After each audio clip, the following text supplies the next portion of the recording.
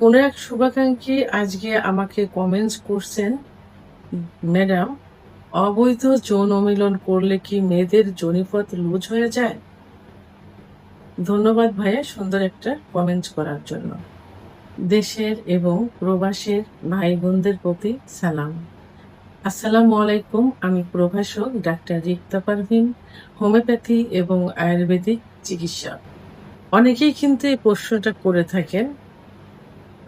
বিশেষ করে আ যারা নতুন বিয়ে করছে এবং যারা স্ত্রীকে রেখে বাইরে থাকে, প্রবাসে থাকে অথবা বাইরে চাকরি করে, কিছুদিন পর, পর দেশে আসে, তাদের এই প্রশ্নটা বেশি থেকে থাকে। আর আ এর জন্য আমি অনেক মেয়েদের দেখেছি যে অনেক মেয়েরা ভয়ে থাকে। ভয় পায় অনেক মেয়েরা যে আম আমার জনিপথ লুজ হয়ে গেল কিনা? হাসব্যান্ড কি বলবে? বিয়ের পরে কি হবে? এরকম অনেক ভয়ে থাকে। অনেকে চিকিৎসাও নিতে চায় এবং পুরুষের প্রশ্নগুলো এমনই থাকে। তো এখন সেই বিষয় নিয়ে আমি এখন আলোচনা করব। আ তো আসলে আর এই যে আলোচনাটা, এই আলোচনাটা কিন্তু আমি সবার উদ্দেশ্যে এখন বলছি।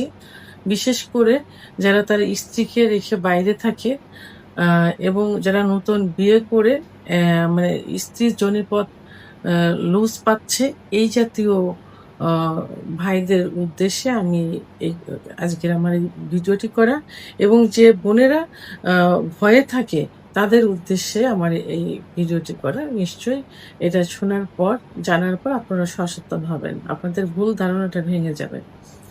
আসলে যোনিপথ সহবাস করলেই লুজ হবে এমন না। এটা সম্পূর্ণ ভুল ধারণা।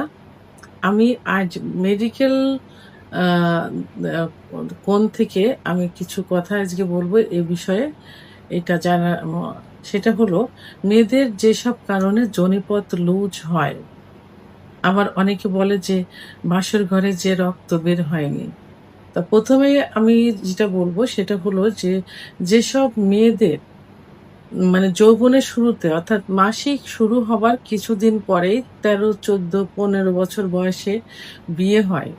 সেইসব মেয়েদের আসলে মাসিক তো অল্প দিন শুরু হয়েছে। তারা স্কুল কলেজে ওইভাবে কিন্তু আ মানে পড়াশোনার সুযোগ পায়নি। আবার দৈহিক গঠনও কিন্তু তাদের সেইভাবে হয়নি। তো অ তখন এই যে যেসব মেয়েদের বিয়ে হয় তখন সহবাসে গেলে তাদের যে সতীচ্ছেদ যে পর্দাটা থাকে এই পর্দাটা অনেক সময় তখন ফেটে যায়। অথবা এর ছেক যদি না থাকে তাহলে ওই আ ফোর ফেলে আদৌ সহবাসে গেলে তাদের অর্গাজম হবে না, জায়গাটা ভিজবে না, তখন কিন্তু টাইট মনে হয়। এটা হলো টাইট মনে হয় এবং এটাই সবার মাঝে একটা ধারণা যে আ যোনিপথ টাইট আছে, এই মেয়েগুলো সতী, এই মেয়েগুলো ভালো। তো যাই হোক, এখন যেসব মেয়েদের একটু বয়স করে বিয়ে হয়, ১৮, ১৯, ২০, ২২ বছর বিয়ে হয়, আ সেসব মেয়েদের সাধারণত স্কুল কলেজে এখন অনেক মেয়েরাই কিন্তু খেলাধুলা নিয়ে ব্যস্ত থাকে। সাইকেল চালায়, মোটরসাইকেল চালায়। এখন তো সবাই দেখছেন যে মেয়েরা মোটরসাইকেল চালাচ্ছে। শুধু দেশ না, দেশের বাইরেও যাচ্ছে এবং আ যা সাঁতার কাটে। যাদের স্বাস্থ্য একটু ভালো থাকে তাদের যোনিপথটা কিন্তু এমনি একটু লুজ হয়ে যায়। আবার যেসব মেয়েদের আ সেক্স একটু বেশি থাকে অর্থাৎ পুরুষের ছোঁয়া পেলেই যাদের অর্গাজম হয়, অর্গাজম হলেই তো কামড় আসে, তখন জায়গাটা কিন্তু ভিজা থাকে। যে কারণে তখন সহবাসে গেলে স্বাভাবিকভাবেই সহবাস করতে পারে বা করা যায়। তখন ওই পুরুষের মনে সন্দেহ আসে যে এ মনে হয় বিয়ের আগে কোনো অবৈধ সম্পর্ক ছিল, যে কারণে তার জায়গাটা লুজ। কিন্তু আসলে মেডিকেল দৃষ্টিকোণ থেকে দেখতে গেলে দেখা যায় যে ফিজিক্যাল এক্সারসাইজ আ এবং তার যে স্বাস্থ্যটা ভালো এবং তার যে একটু বয়স, এই কারণেই কিন্তু এটা হয়েছে। এখন এই কথাগুলো আমি ভেঙে বলব। সাধারণত আ ও সন্তান জন্মগ্রহণের পরেই কিন্তু যৌনিপথটা প্রসারিত বেশি হয়। কারণ টিস্যু এবং পেশি পূর্বের মতো তখন টাইট হয় না। যারা যাদের সন্তান নরমাল ডেলিভারি হয়ে থাকে। তো অনেকে বলে যে নরমাল ডেলিভারি করিনি, সিজার করেছি। তো তার যোনিপথ লুজ হলো কেন? অনেকেই কিন্তু বলে। তো আসলে আল্লাহ তাআলা তো ওই সিজার করার কোনো নিয়ম দেননি। সন্তান জন্মানোর জন্য আলাদা রোডই দিয়েছেন, পথ দিয়েছেন, সেটা হলো যোনিপথ। এবং সেইভাবেই যোনিপথ প্রসারিত হতে থাকে। তো তখন প্রসারিত হতে, হতে অনেকে এখন স্টাইল হোক, ফ্যাশন হোক আর সমস্যার কারণেই হোক বেশি কষ্ট পেতে চায় না, যে কারণে সিজার করে। কিন্তু জায়গাটা তো যেভাবে তৈরি হবার সেভাবে কিন্তু তৈরিই করে দেন আল্লাহ তাআলা। তো সেহেতু সন্তান জন্ম অনেক ১ টা ২ টা ৩ টা সন্তান জন্ম দিলে এমনিতেই প্রসারিত কিন্তু হয়ে যায়। বয়স বৃদ্ধি, বয়সেরই একটা বিষয় আছে এখানে। মেয়েদের বডিতে যে ইস্ট্রোজেন হরমোন থাকে, এই হরমোন বয়স বাড়ার সঙ্গে, সঙ্গে কিন্তু কমে যায়। যার কারণে টিস্যুর স্থিতিস্থাপকতা কমে যায়। ফলে যোনিপথ লুজ হয়ে যায়। কারণ মেয়েদের যে একটা সেক্স হরমোন থাকে, ইস্ট্রোজেন হরমোন, এই হরমোন আ সাধারণত মেয়েদের ৩৫ এর পরে যে কমতে থাকে। তবে সব মেয়েদের যে কমবে এমন না, অনেকের কমতে থাকে বয়স বাড়ার সঙ্গে, সঙ্গে। যেমন পুরুষেরও ৩০ এর পরে যে সেক্স হরমোন কমতে থাকে, মেয়েদেরও এভাবে কমতে থাকে। কমে গেলে তখন ওর যে টিস্যুগুলোর, ওই টিস্যুগুলোর যে স্থিতিস্থাপকতা এইটা কমে যায়। তখন এমনি লুজ হয়ে যায়। আবার হরমোনাল কিছু সমস্যা থাকে মেয়েদের, যে সমস্যার কারণে পিসিওএস অর্থাৎ পলিসিস্টিক ওভারিয়ান সিস্ট আ এবং থাইরয়েডের যে সমস্যা থাকে, এই সমস্যা থাকার কারণে তাদের যোনিপথ আ লুজ হয়ে যায়। লুজ অর্থাৎ টিস্যুগুলো দুর্বল হয়ে যায়। তাহলে এই কারণেও কিনতে হয়। আরেকটা যে কারণ আছে অতিরিক্ত ওজন। অতিরিক্ত ওজন বেড়ে গেলে পেলভিক ফ্লোরের উপরে যে পেশির চাপ পড়ে, এই পেশির চাপ পড়ার কারণে যোনি কিন্তু লুজ হয়ে যায়। তাহলে অতিরিক্ত আমি যে কথাগুলো আগে বলেছিলাম সেইগুলো এখন ভেঙে বলছি। যে ওজন বাড়ার কারণে পেলভিক ফ্লোর অর্থাৎ পিছনের যে অংশ থাকে ওইটা ভারী হয়ে যায়। ভারী হয়ে গেলে নিচের দিকে কিন্তু প্রেশার দেয়। তখন যোনিপথ কিন্তু লুজ হয়ে যায়। আবার অতিরিক্ত হস্তমৈথুন, যৌন মিলন মেডিকেল সায়েন্সে কিন্তু পাওয়া যায়নি যে যৌন মিলন করলে যোনিপথ লুজ হয়ে যায়। পুরুষের যেমন হস্তমৈথুন করলে তাদের এটা পুরুষাঙ্গটা ব্লাড সার্কুলেশন ঠিকমতো না হওয়ার কারণে উত্থান হতে পারে না।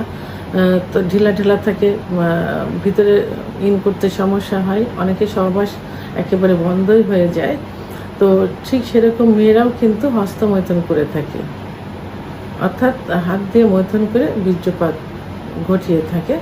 এদের এই যে অতিরিক্ত হস্তমৈথুনের কারণে এদের সেক্স হরমোনও কমে যায়, যোনিপথটাও কিন্তু লুজ হয়ে যায়। কারণ সেক্স হরমোন ইস্ট্রোজেন হরমোনের সঙ্গেই কিন্তু এই যে এটা সম্পর্ক থাকে, হস্তমৈথুনের সম্পর্ক। তো সেহেতু হস্তমৈথুন করার কারণে ওই হরমোন কমে যাবে, তখন কি হবে?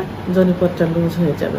তো এর জন্য কিছু মেডিকেল এবং প্রাকৃতিক কিছু ট্রিটমেন্ট আছে বা টিপস আছে যেগুলো এটা সমাধান করতে সাহায্য করবে।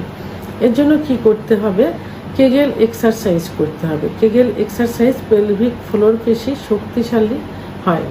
তো আপনারা ইউটিউব চ্যানেল সার্চ দিলে এখানে পাওয়া যাবে যে যোনিপথ টাইট করার জন্য কেগেল এক্সারসাইজ। সেটা করে আপনারা দেখতে পারেন। এবং ভালো ভালো খাবার খেতে হবে, অর্থাৎ ভালো ডায়েট করতে হবে। যেমন দুধ, ডিম, খেজুর, কাজু বাদাম, মধু, ঘি এগুলো খেতে হবে। পাশাপাশি ছয়া প্রোটিন ইত্যাদি খেতে হবে। এগুলো টিস্যু এবং হরমোন শক্তিশালী করে। এবং হরমোনাল থেরাপি নিতে হবে। হরমোনাল থেরাপি নেওয়ার জন্য কী করতে হবে? এক অভিজ্ঞ সম্পন্ন রেজিস্টারকৃত ডাক্তারের শরণাপন্ন হতে হবে। ডাক্তার কিছু হরমোনাল থেরাপি বা চিকিৎসা দেবেন, সেই চিকিৎসা গ্রহণ করতে হবে। এই চিকিৎসার মধ্যে সবথেকে বেস্ট চিকিৎসা হলো এখানে হোমিওপ্যাথি এবং আয়ুর্বেদিক। বাবাটি বন্ধ করো তো। এর জন্য হোমিওপ্যাথি এবং আয়ুর্বেদিক চিকিৎসা সবথেকে ভালো চিকিৎসা। হোমিওপ্যাথিতে এমন কিছু ওষুধ আছে লক্ষণ ভেদে, রোগীর লক্ষণের সঙ্গে মিল রেখে ওষুধগুলো প্রয়োগ করলে এখানে কিন্তু খাবারের ওষুধও আছে এবং ব্যবহারের ওষুধও আছে, যেগুলো একদমই কিন্তু ন্যাচারাল। এই ওষুধগুলো খাইলে এবং ব্যবহার করলে যে সমস্যাগুলোর সমাধান হয়, যৌনপথ টাইট হবে। একইভাবে আয়ুর্বেদিকেও কিছু ওষুধ আছে, কিছু ট্যাবলেট ক্যাপসুল আছে, যেগুলো খাইলে উম আপনার যোনির ভিতরে যে ও যে ওয়ালগুলো থাকে, এই ওয়ালের স্বাস্থ্য আ বৃদ্ধি পায়। মানে সুস্বাস্থ্য হয়। তখন সুসংগঠিতভাবে গঠিত হয়। তো সেক্ষেত্রে আয়ুর্বেদিক ওষুধ খুব ভালো কাজ করে থাকে। তাহলে হোমিওপ্যাথি এবং আয়ুর্বেদিক এই ২ টা চিকিৎসা পদ্ধতি যোনিপথ টাইট করার জন্য ভালো কাজ করে থাকে। তো এখন এই যে যোনিপথ যাতে লুজ না হয়, তার জন্য কিছু প্রতিরোধ এবং লাইফস্টাইল মেইনটেইন করতে হবে। আ এর মধ্যে ১ম যেটা হলো সেটা হলো কেগেল এক্সারসাইজ। এটা আমি ১ম এই বলেছি। কেগেল এক্সারসাইজ করতে হবে এবং ওজন কমাতে হবে। আপনাদের প্রতিদিনের খাবারের খাদ্য তালিকায় এমন কিছু খাবার খেতে হবে যে খাবারে আপনাদের ফ্যাট বা চর্বি বাড়াতে সহায়তা করবে না, এমন কিছু খাবার খেতে হবে এবং যে খাবার ওজন বৃদ্ধি করবে এই জাতীয় খাবার থেকে দূরে থাকতে হবে।